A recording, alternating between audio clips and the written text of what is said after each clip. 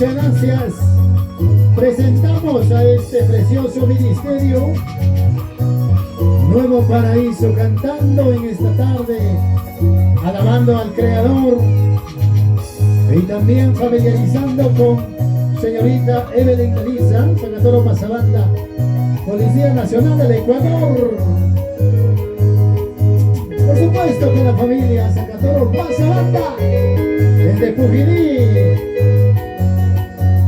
Gloria a Dios.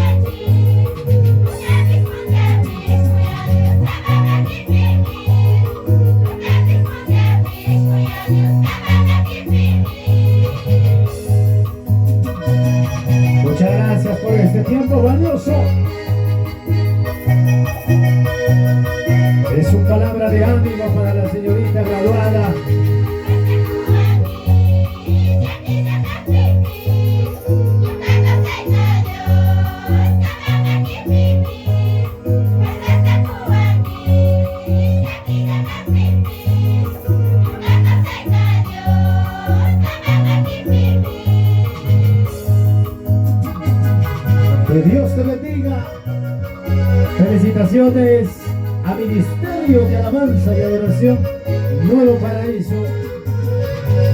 ¡Felicidades! ¡Que viva la graduada!